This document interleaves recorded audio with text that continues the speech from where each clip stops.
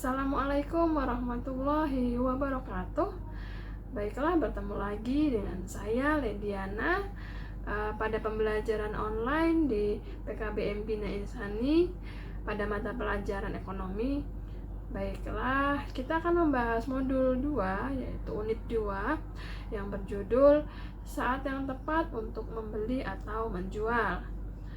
Baiklah, untuk mempersingkat waktu, langsung saja kita mulai pembelajaran kita pada hari ini.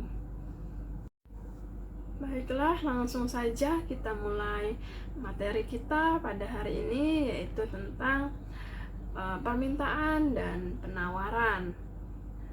Apa sih yang dimaksud dengan permintaan dan penawaran tersebut?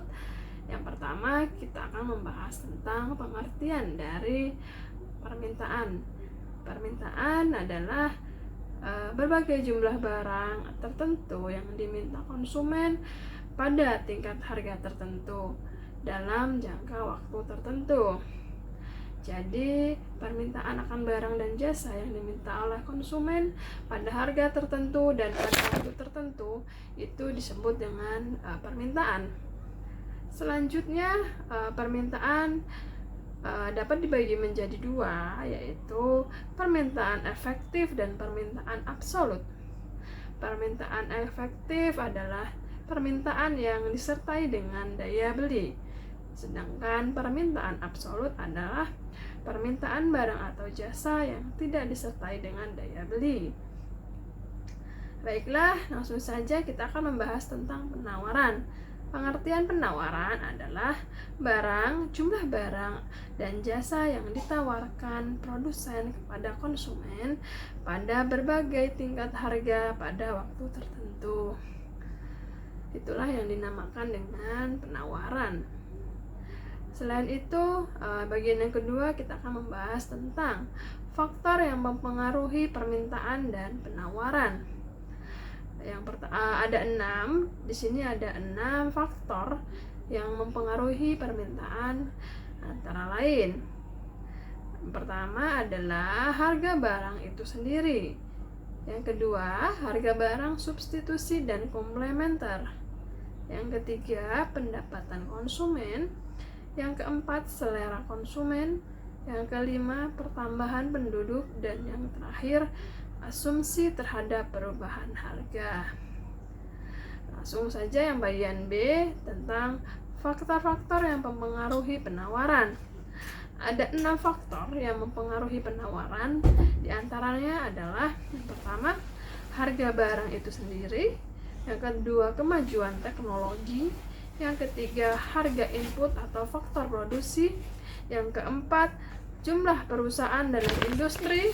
Yang kelima, perubahan barang, substitusi dan komplementer. Yang keenam, perakiraan harga masa depan. Baiklah, selanjutnya yang ketiga, kita akan membahas tentang hukum permintaan dan penawaran. Yang pertama, saya akan membahas tentang hukum permintaan. Secara eksplisit, hukum permintaan berbunyi, semakin rendah harga suatu barang, maka semakin banyak pula jumlah barang tersebut yang diminta oleh konsumen.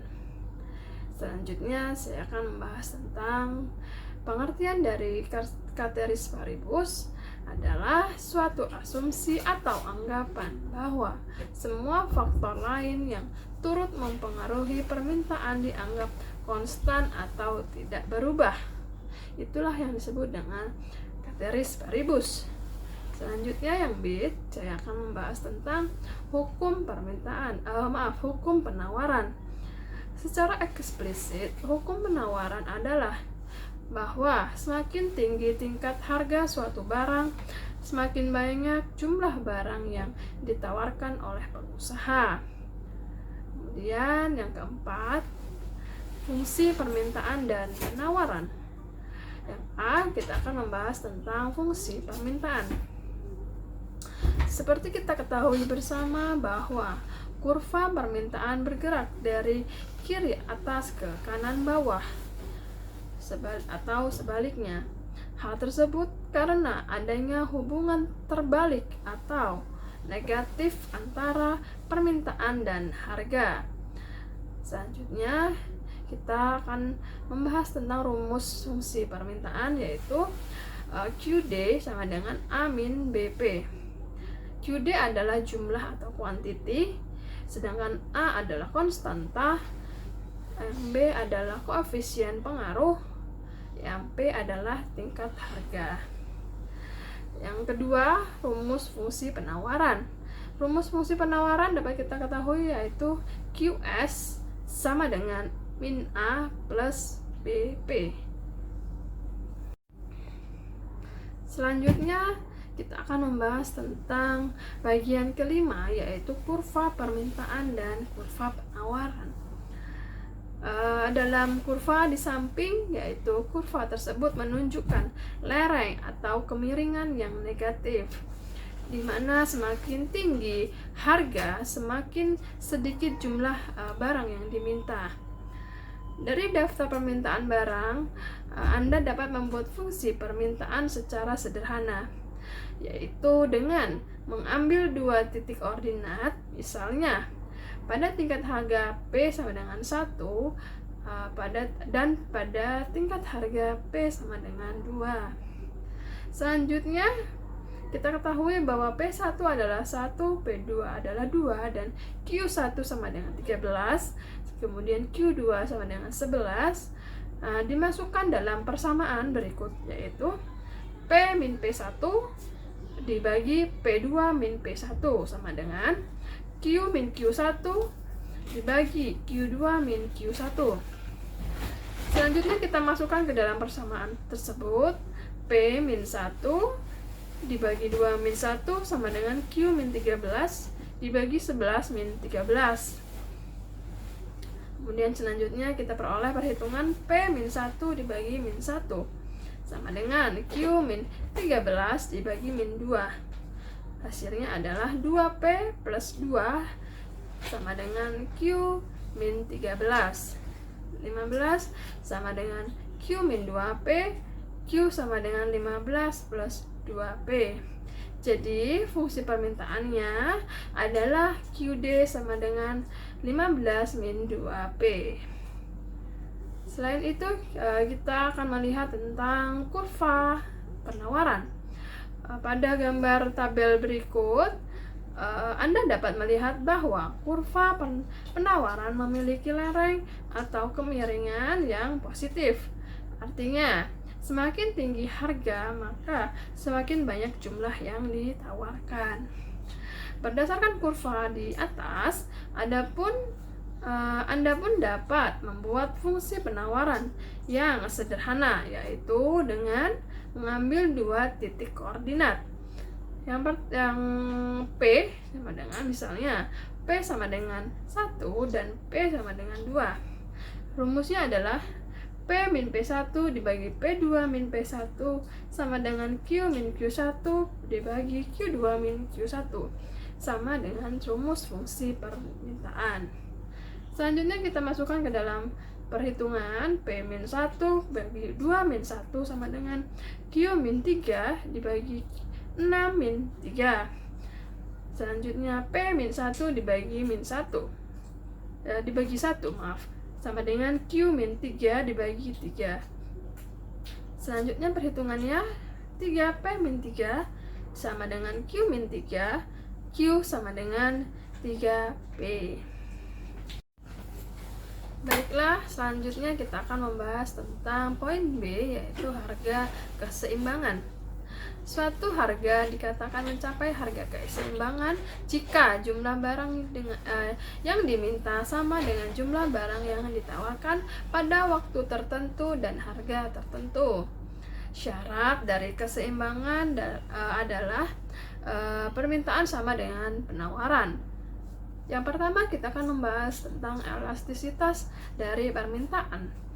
Elastisitas permintaan sering disebut elastisitas harga atau price elasticity of demand. Elastisitas permintaan mengukur persentase perubahan jumlah barang yang diminta terhadap persentase perubahan harga barang itu sendiri. Yang A, permintaan elastis. Permintaan elastis menunjukkan bahwa persentase perubahan jumlah jumlah yang diminta lebih besar dari persentase perubahan harga. Selanjutnya yang B, permintaan inelastis. Permintaan inelastis menunjukkan bahwa persentase perubahan jumlah barang yang diminta lebih kecil dari persentase perubahan harga. Yang kedua, kita akan membahas tentang elastisitas penawaran. Elastisitas penawaran mengukur respons atau kepekaan jumlah barang yang ditawarkan akibat perubahan harga. Selanjutnya, yang A, penawaran elastis. Penawaran elastis menunjukkan bahwa perubahan jumlah yang ditawarkan lebih besar daripada persentase perubahan harga. Yang B, penawaran inelastis. Penawaran inelastis merupakan persentase perubahan jumlah yang ditawarkan lebih kecil daripada persentase perubahan harga. Selanjutnya kita akan membahas tentang bagian C, penawaran elastisitas satuan. Keadaan ini terjadi bila kurva penawaran membentuk sudut 45 derajat dengan sumbu horizontal maupun dengan sumbu vertikal. Pada keadaan ini, persentase perubahan jumlah barang yang ditawarkan benar-benar sama dengan persentase perubahan harganya. Besarnya koefisien elastisitas dengan demikian sebesar 1. Yang D, elastisitas tak terhingga. Penawaran yang elastis tak terhingga berarti penawaran berubah dengan jumlah yang tak terhingga karena perubahan harga yang sangat kecil. Selanjutnya yang E, inelastisitas sempurna. Kurva penawaran yang inelastisitas sempurna berbentuk vertikal. Kurva ini menunjukkan jumlah yang sama atau Q0 akan ditawarkan berapapun jumlah harganya. Baiklah, selanjutnya kita akan membahas tentang poin C, yaitu struktur pasar. Apa sih yang dimaksud dengan struktur pasar? Adalah gambaran tingkat persaingan di suatu pasar barang. Selanjutnya, berdasarkan struktur pasarnya, pasar dapat dibagikan menjadi berikut. Yang pertama adalah pasar persaingan sempurna dan pasar persaingan tidak sempurna. Yang A, pasar persaingan sempurna. Karakteristik dari pasar persaingan sempurna antara lain, yang pertama adalah jumlah pembeli dan penjual banyak, barang yang diperjualbelikan bersifat homogen atau identik. Yang C, produsen bebas membuka dan menutup usahanya. Yang D, pelaku pasar mempunyai informasi sempurna mengenai pasar. Selain itu, yang kedua adalah kelebihan dan kelemahan pasar persaingan sempurna. Kelebihan pasar persaingan sempurna adalah pasar persaingan sempurna mampu memaksimalkan efisiensi. Yang B, persaingan sempurna memberi kebebasan dalam bertindak. Baiklah, selanjutnya kita akan membahas tentang kelemahan pasar persaingan sempurna. Kelemahan tersebut antara lain yang A adalah persaingan sempurna tidak mendorong inovasi dalam pasar persaingan sempurna. Kemudian yang B, membatasi pilihan konsumen dalam satu jenis produksi tertentu. Yang C, persaingan sempurna dapat menimbulkan ongkos sosial. Selanjutnya, yang bagian B yaitu pasar persaingan tidak sempurna. Bentuk pasar persaingan tidak sempurna yaitu pasar monopoli, pasar oligopoli, dan pasar monopolistik. Pasar yang pertama adalah pasar monopoli. Pasar monopoli seperti kita ketahui bahwa pasar yang terdiri dari satu penjual dari suatu barang, baik barang maupun jasa, yang tidak mempunyai produk pengganti. Jadi terdapat hanya satu perusahaan tersebut yang mampu menghasilkan barang tersebut. Karakteristik dari pasar persaingan monopoli adalah yang pertama, hanya terdapat satu perusahaan dalam pasar monopoli. Yang B, tidak ada barang pengganti yang mirip dengan hasil perusahaan monopoli dan tidak dapat digantikan dengan barang lain. Yang C, adanya hambatan untuk memasuki pasar. Yang D, perusahaan merupakan penentu harga. Yang E, promosi dan iklan kurang diperlukan. Baiklah, selanjutnya kita akan membahas tentang kelebihan dan kelemahan dari pasar monopoli. Yang pertama, kelebihan pasar monopoli yaitu perusahaan monopoli memperoleh keuntungan lebih sehingga memiliki dana untuk melakukan penelitian dan pengembangan. Yang kedua, hasilnya dapat berupa peningkatan kualitas produk, teknik produksi, atau penciptaan produk baru seperti itu. Selanjutnya, adanya efisiensi usaha karena skala produksi yang besar. Yang B, kelemahan pasar monopoli. Monopoli yang pertama adalah kelemahannya monopoli menyebabkan distribusi pendapatan tidak merata. Yang selanjutnya, hak eksklusif yang diberikan pada perusahaan tunggal belum tentu menjamin bahwa harga tersebut adalah harga yang rendah. Yang selanjutnya, masyarakat tidak memiliki banyak pilihan dalam mengonsumsi barang dan jasa, hanya terbatas pada pasar monopoli. Yang kedua, kita akan membahas tentang pasar oligopoli. Pasar oligopoli merupakan pasar yang terdiri atas beberapa atau sejumlah kecil penjual saja. Sementara itu, banyak sekali konsumen atau pembelinya. Kemudian selanjutnya kita akan membahas tentang karakteristik dari pasar monopoli. Yaitu yang pertama adalah hanya terdapat beberapa perusahaan. Yang B, menghasilkan barang homogen dan berbeda corak. Yang C, terdapat hambatan masuk ke dalam pasar hingga hanya ada sejumlah kecil perusahaan dalam pasar tersebut. Yang D, perusahaan oligopoli perlu melakukan iklan seperti itu. Baiklah, selanjutnya kita akan membahas tentang kelebihan dan kelemahan pasar oligopoli. Yang pertama, kita akan membahas tentang kelebihan dari pasar oligopoli. Karena perusahaan-perusahaan oligopoli mencoba menghindari persaingan harga, maka mereka lebih memusatkan diri pada persaingan bukan harga. Hal ini mendorong mereka mengadakan pengembangan terkini produksi, teknik produksi maksudnya, serta perbaikan kualitas produk. Penemuan baru tidak cepat ditiru atau diimbangi perusahaan sehingga ada dorongan kuat untuk memacu kemajuan teknologi. Selanjutnya, kelemahan pasar oligopoli. Dalam pasar oligopoli, harga barang cenderung lebih tinggi daripada persaingan sempurna. Jadi harga di pasar oligopoli ini lebih tinggi daripada harga di pasar persaingan sempurna. Hal ini terjadi apabila ada kesepakatan beberapa perusahaan oligopoli untuk mengendalikan harga dan produksi. Kebutuhan akan iklan juga menaikkan biaya produksi sehingga lebih tinggi di atas biaya rata-rata biasa. Yang ketiga, kita akan membahas tentang pasar monopolistik. Pasar persaingan monopolistik pada dasarnya merupakan pertengahan di antara pasar sempurna dan pasar monopoli.